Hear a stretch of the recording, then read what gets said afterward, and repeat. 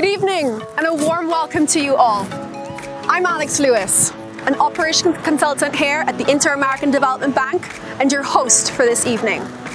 This is the first of a three-part series. The IDB, under the esteemed patronage of Her Excellency Paula May Weeks, ORTT, President of the Republic of Trinidad and Tobago, launched a competitive call for applications to the prestigious President's Awards for Innovation and Service Excellence in the Public Sector, or as we like to call them, P.R.A.I.S E for the public sector. This is the competition's fourth year, first started in 2018. On behalf of the IDB, we are so happy to welcome all of our viewers who experienced the amazing project with submitted applications. The applicants passed through a detailed judging process carried out by a renowned panel of judges. And tonight, we join with the finalists as they celebrate the remarkable effort made to advance the quality of service in the public sector. There'll be three segments in this series. Tonight is the Service Excellence category. Tune in on Wednesday, November 24th for the Innovation category, and then join us on December 8th for the Awards Night, where we announce the winners of the categories. Before we hear about the exciting projects from our finalists, let's hear a little bit about P.R.A.I.S E for the public sector from Karina Coburn, the country representative of the country office of Trinidad and Tobago for the IDB. When we talk about service excellence, we're talking about a delightful experience, an experience that people remember. They remember how you made them feel. And so one part of that is actually analyzing and dissecting who your customers are, what their expectations are, and what they're looking for from you. And so we're looking for public sector agencies that actually speak to the citizens. We want them to talk to citizens, find out what citizens are looking for from them, and meet those expectations and exceed them where possible.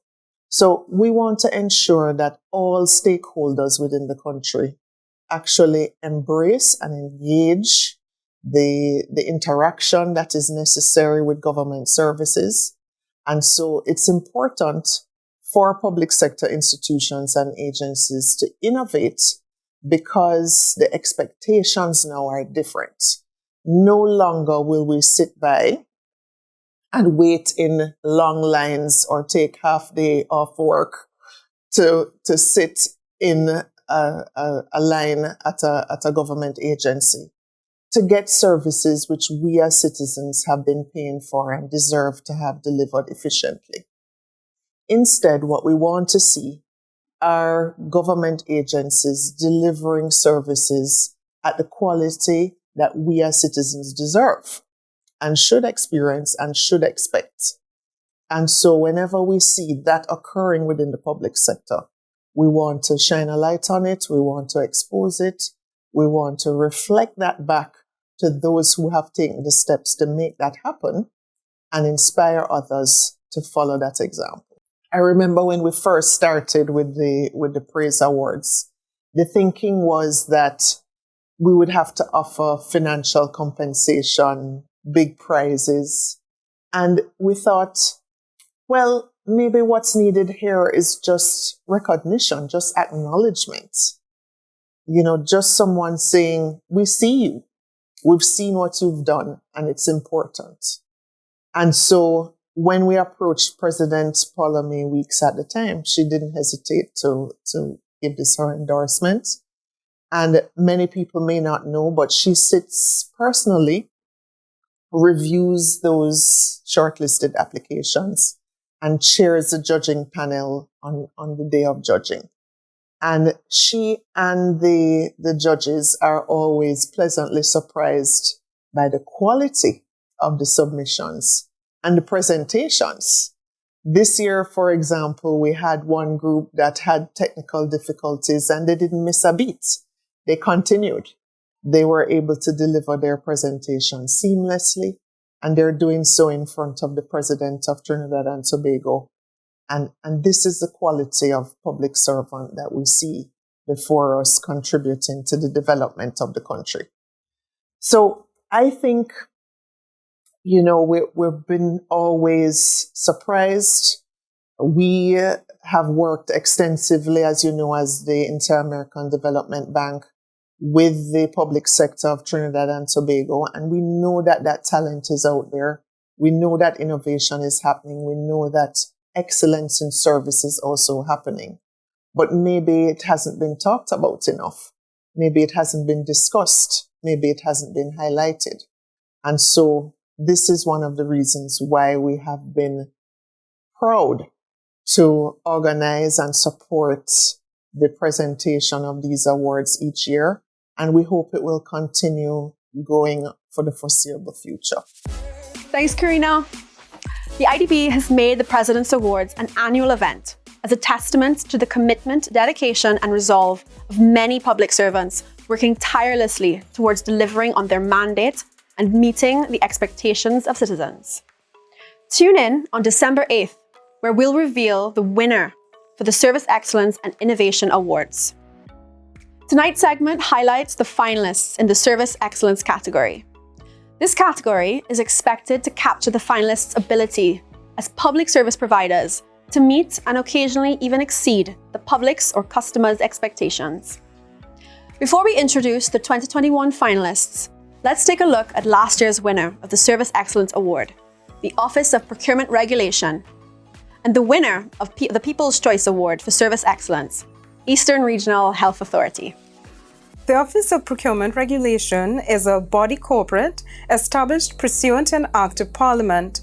Our vision is to be a catalyst for transformation through best practice in procurement, retention, and disposal of public property. This will be a prolific culture shift. As we all know, public procurement has historically been fraught with allegations of corruption, fraud, nepotism, and little to no political will to see change. We then deliberately developed a hybrid system using the best of public and private sector approaches to customer engagement. As a result, we established a continuous program of stakeholder consultations prior to implementing major decisions, such as developing the regulations to support the Act and making amendments to the Act. We formulated and prepared 36 handbooks, guidelines, and procedural forms, all of which are online and accessible to anyone. The OPR deliberately ensures its staff are well-equipped, trained, and motivated on a consistent basis, as we continue to stand upon the principles of good governance, namely transparency, accountability, integrity, and value for money. Our philosophy in the ERHA is really one that tends to ask our communities to move away from health as an illness model to health as a wellness model. Trinidad and Tobago is among the top 3 in the region when it comes to things like diabetes. About 60% of diabetics will transition to some form of kidney disease, chronic diabetics that is. And the statistics are in fact startlingly high in Trinidad and Tobago. That gave rise to the need for this dialysis center. And the concept is really that we had dialysis care within the environment of the hospital. We in the ERHA thought what we could do is devise a holistic model placed out in a primary care setting. At the same time, it's called a satellite dialysis center because it's also linked to the main dialysis center, which is at the hospital. Today, as a result, we have a 12-chair dialysis unit that is driven by a holistic approach to the patient, so that a patient doesn't have to go, for example, to a dialysis center and then take bloods and go to a lab, everything under one roof. All right, health promotion, the education, the supplementary services, because it's the first dialysis center of its nature in the public sector in Trinidad and Tobago. So you may be asking, why does the IDB consider these awards so important? Here's Corel Clark, Special Projects Operation Consultant and Chair for the Praise Awards Award Committee, to tell us a little bit more about the President's Awards for Service Excellence. We are tuned in to the Praise Awards 2021, and I'm so glad many of you can join us for this evening's event. I am Corel Clark, Chair of the Praise Awards Committee and Special Projects Operations Consultant at the Inter-American Development Bank. The President's Awards for Innovation and Service Excellence is a prestigious award that recognizes the great achievements of the public sector in fulfilling its mandate to the citizens of Trinidad and Tobago. I believe service excellence in the public service entails the act of going beyond customer expectations and delivering an industry-leading experience that really wows your clients. Many times, we find it hard to believe that the public service can offer cutting-edge solutions and a great customer experience. But the stories that you will hear this evening are a testimony to the work of state institutions that demonstrates how they have taken up the challenge and gone above and beyond to provide quality service. At the IDB, we will continue to promote excellence in service delivery for the citizens of Trinidad and Tobago. So join with me in applauding the great work by our government ministries and respective agencies. Thanks, Pr.A.I.S.E. Now, along with the official judging, you, the viewing audience, will get an opportunity to join our judges in selecting your very own People's Choice winners tonight. It's now time for you to choose which of these projects you think deserves the People's Choice for Service Excellence Award. Go to menti.com and put in this code. Watch the upcoming videos and choose one of the finalists. The poll is open, so let the voting begin. Here are this year's finalists for Service Excellence in alphabetical order. Our first finalist is the Airports Authority of Trinidad and Tobago. Their project focused on outfitting the airports to adapt to the COVID-19 pandemic to reinforce safe travel. Let's take a look. Airports Authority of Trinidad and Tobago is the statutory authority responsible for managing and operating international airports in this country. Under the Airports Authority Act, we're responsible for ensuring the safe and secure operations, and we are to do that in a commercially viable manner. The authority recognized the importance of seeing customer service not as a transaction, but in a way in which we as a holistic, personalized experience. And we move in a way that we regard every visitor and every user of our facilities as a guest and extend to them the same courtesies and warmth that an individual would extend to a guest in their home. So what we would do is we would regularly do surveys to identify what are the needs of our guests, specifically when the COVID-19 pandemic came and it hit the country and it hit the world at large. We pivoted and we were required to tailor-make our entire guest experience program in a way that would incorporate the necessities of COVID-19 protocols. In addition to our customer service representatives, we created a new position of COVID stewards, and those persons were charged with interacting with the public, trying to identify if persons needed additional support.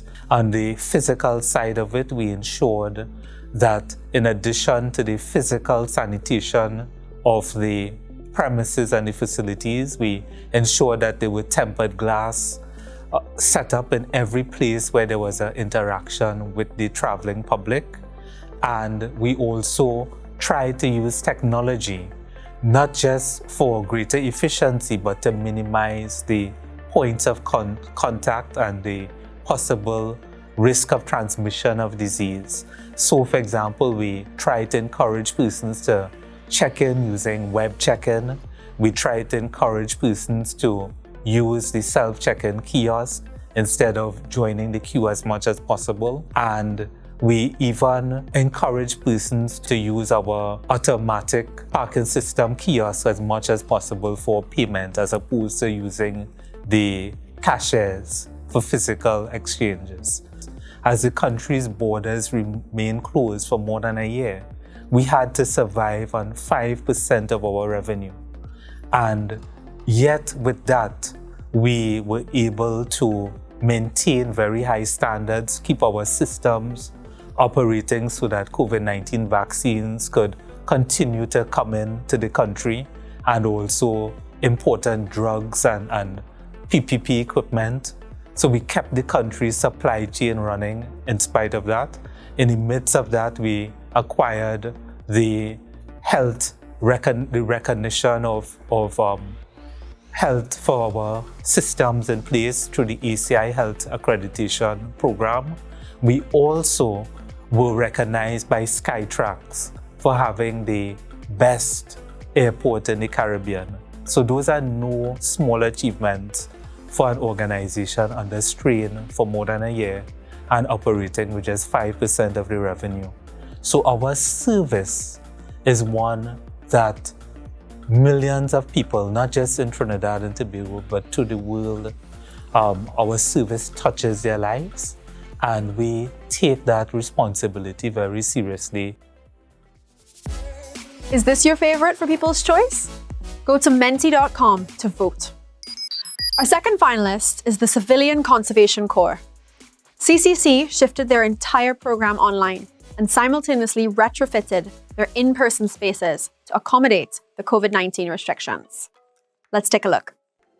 The Civilian Conservation Corps is a youth development program that was created by the Trinidad and Tobago Defense Force. The idea behind the program was to engage young persons who were deemed at risk, persons who were in need of additional support, with a series of skills as well as programs that could assist them in becoming constructive citizens and contributory citizens to the Republic of Trinidad and Tobago.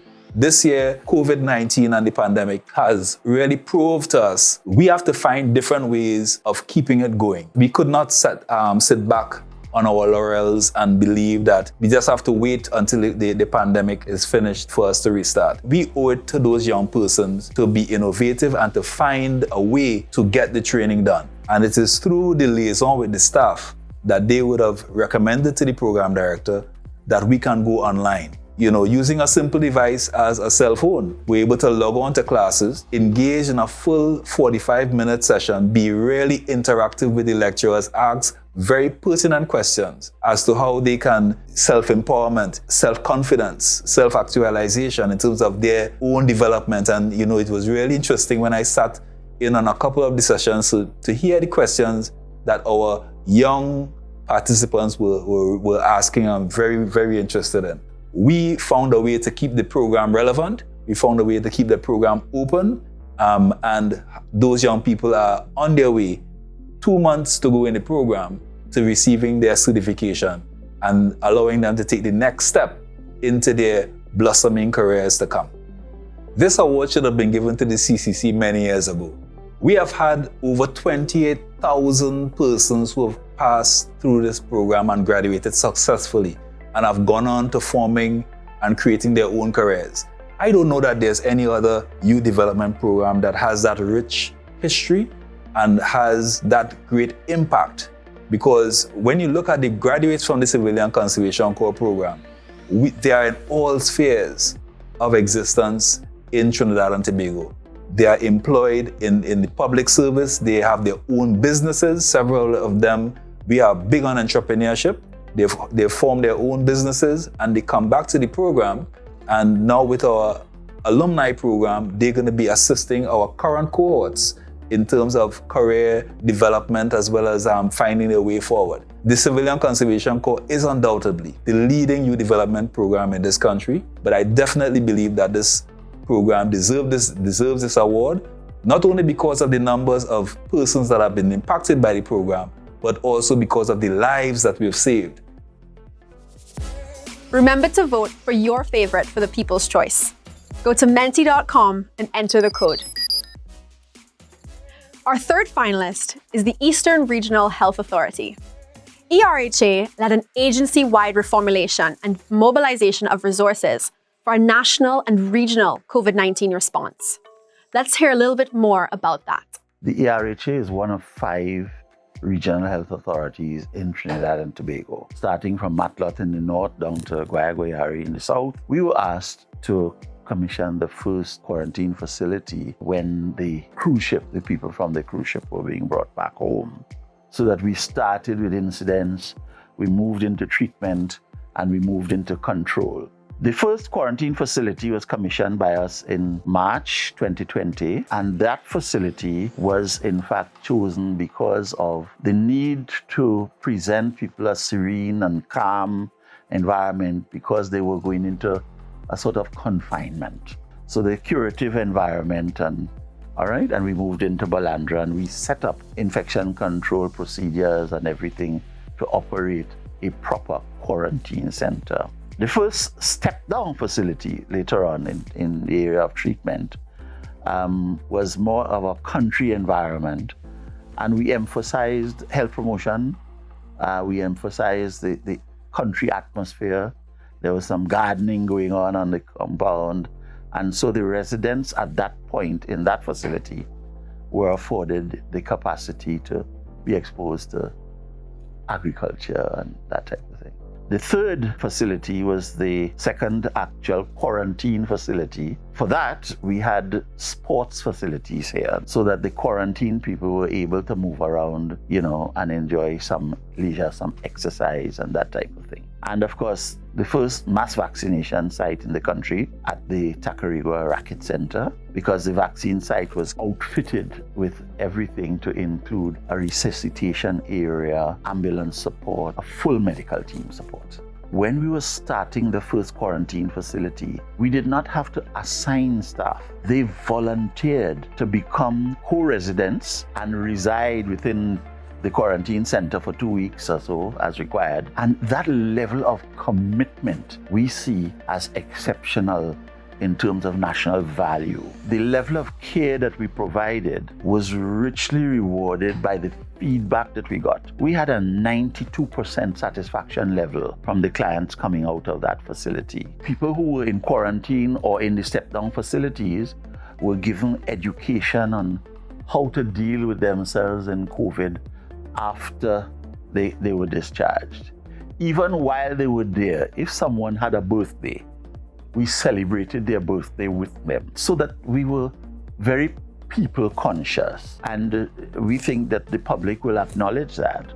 And the public will acknowledge that we recognize it is about what we do. It's also about how we do it, but it's about why we do it. And why do we do it is for the people that we serve. These awards would not be possible without the esteemed judging panel chaired by Her Excellency. Let's meet this year's judges for the Service Excellence category. Arlene McComey, Brian Fronten, George Leacock, Lisa Marie Alexander. Don't forget to pick your favorite for the People's Choice. Did you tell your friends? Go to menti.com to cast your vote. Our fourth finalist in the Service Excellence category is the Trinidad and Tobago Prison Service. The prison service overhauled their daily operating procedures to incorporate the COVID-19 protocols and sensitized both their internal and external stakeholders about how they managed their COVID-19 response. Take a look. Well, the Trinidad and Tobago Prison Service is an arm of the criminal justice system. We manage a total of 3,600 inmates throughout Trinidad and Tobago. In January of 2020, we got word that COVID is close by. We decided to move forward and develop sanitizing station, sensitize the inmates so that they will have a better idea what is coming and treat for it. We were able to build and outfit a prison at the Claxton Bay Correction Facility in 4 days and have it occupied with COVID-19 inmates. The officers were able to bring the totals of COVID-19 infected inmates to 0 in March of 2021. When we realized that the pandemic is going to hit Trinidad and Trinidad is going to go into a state of emergency, what we did, we started to cultivate 91 acres at the maximum security prison, whereby we increased our food production. And this allowed us to be a bit self-sufficient because we understood that there's going to be a scarcity of food. And having a prison population to feed and having 36 hungry inmates, we got to think of that, think about the nutrition, and we were able to push that to a large extent. Most of our services went online. We realized that visits stopped in the prison, so that human link was lacking. We went online, we had visit online. And not only visit we did online, we allow the inmates' relatives to use the commissary system by making payments online, so inmates can go to the commissary and purchase snacks for their survival and all that sort of thing. Our rehabilitation programs went into the online platform, and we have a lot of the service providers using this platform to have a rehabilitation. It's a new method, but it seems to be working so far. We now have a system where inmates can contact their lawyers and have conversation with their lawyers through the Zoom platform. Now prisoners do not go to court, but we have accommodated the court system in the prison to the point that now the prisoners do not leave the prison to go to court. They sit in the comfort of the prison and they have their matters heard. Sometimes conviction, sometimes they get bail application. So really and truly, the criminal justice system is totally linked to the online platform, and the Trinidad and Tobago Prison Service made that happen. Did you pick your favorite yet? Did you tell a friend to vote? Tell them to go to menti.com and don't forget to give them this code. Our fifth finalist for this year's Service Excellence Award is the Youth Training and Employment Partnership Program, or YTEP.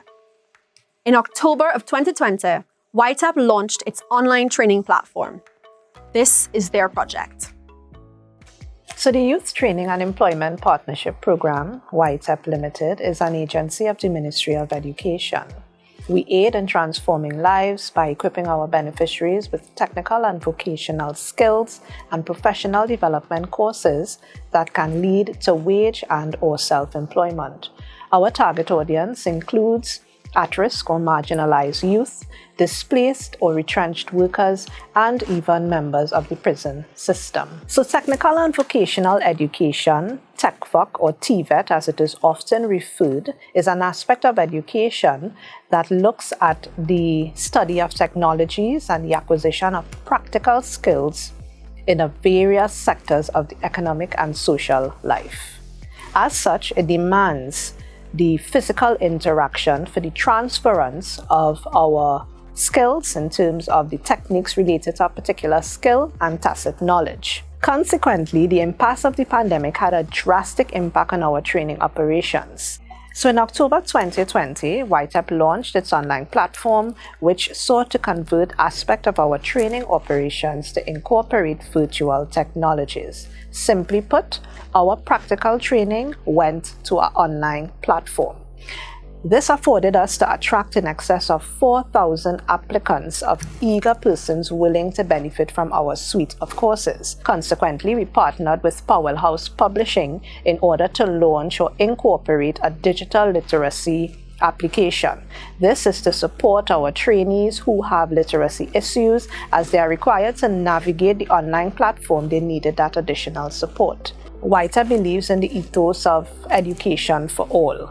Consequently, we seized the opportunity to partner with the UE School of Education MA-TVET Master's Program in designing and developing and implementing a workshop geared towards equipping TVET practitioners with skills in designing content for persons with respective disabilities. We were able to continue our training operations despite the challenges of the pandemic.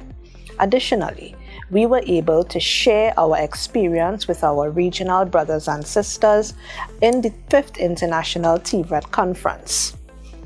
Two of our courses will also be featured on Commonwealth Australia Gallery of TVET blended courses. And more importantly, our Career Enhancement Program received endorsement from Prince Trust International under the auspices of Prince Charles. We therefore not only demonstrated our commitment to serving our key stakeholders, we are now chiming in the discourse of blending TVET training to virtual technologies. TVET is the birthplace of innovation, evident by our launch of YTEP Online. Our trainees will not only gain skills for a rewarding career, but also will have the tenacity to adjust to the demands of the new normal. We are providing not just service excellence to our trainees, but to our country, as Trinidad and Tobago is now a major contributor to the discourse on the hybrid model for TVET training.